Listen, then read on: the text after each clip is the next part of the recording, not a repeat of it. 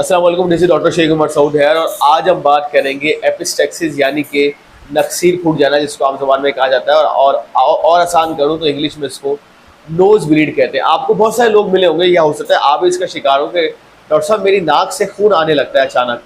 तो आज हम समझेंगे कि एपिस्टेक्सिस क्या है, इसके कॉजेज़ क्या है, इसका इलाज क्या है और होम्योपैथिक में इसकी क्या अप्रोच है।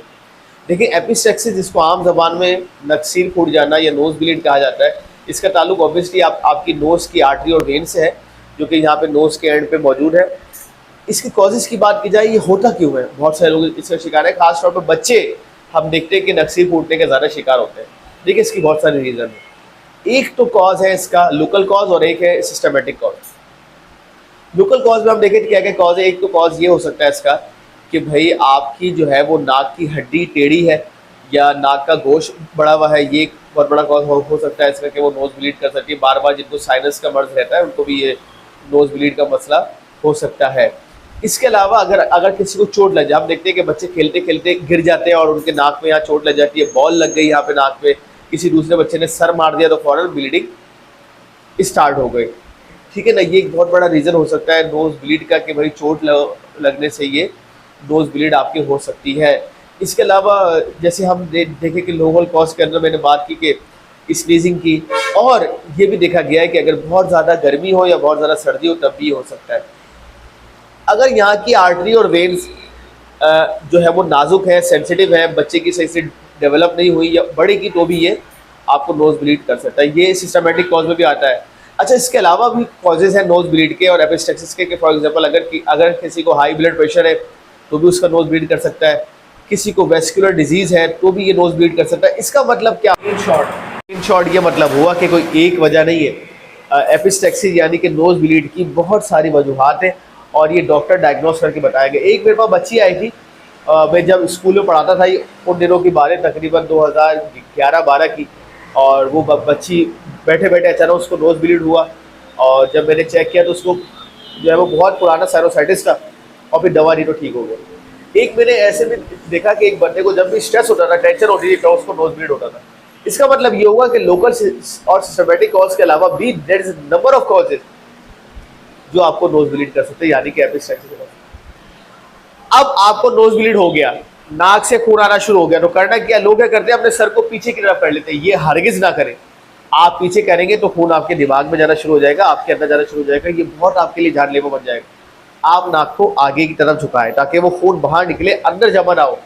आपके बॉडी के या हेड के अंदर अगर खून जमा हो गया तो आपके लिए बहुत मसला हो जाएगा। तो आपको अपने सर को आगे की तरफ झुकाना है और सर पे ठंडा पानी डालना है और अपनी नाक को इन 2 उंगली से जोर से यहाँ से पकड़ लें, बिल्कुल टाइट से, 15 मिनट तक। सही है, 10 to 15 मिनट्स तक आपने अपनी नाक को ऐसे जोर से पकड़ना है और मुंह से सांस लेना है। इसके अलावा आप अपनी नाक में कोई रुई वगैरह या कॉटन वगैरह, या अगर रुई का नहीं है तो आप रुमाल डाल सकते हैं। 15 मिनट्स तक आप देखें, अगर आपकी ब्लीडिंग बंद नहीं हो ठंडा पानी डालने से भी और ये सारी चीज़ें करने के, नाक को पकड़ने, तो आप फौरन डॉक्टर के पास जाए ताकि वो इसका इलाज कर सकें।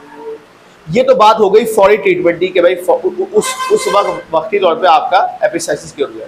इलाज क्या है, डॉक्टर साहब मुझे तो एपिस्टेक्सिस बार बार होता है, बार बार मैं जाऊँ क्या हॉस्पिटल? नहीं, हर इसका मतलब ये नहीं है।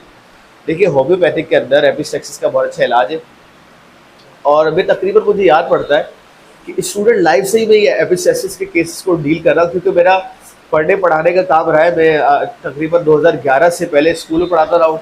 उसके बाद जब मैंने होम्योपैथिक कंप्लीट कर लिया तो फिर मैं मेडिकल कॉलेज में अल्हम्दुलिल्लाह 6-7 साल से मैं वहाँ पे पढ़ा रहा हूँ।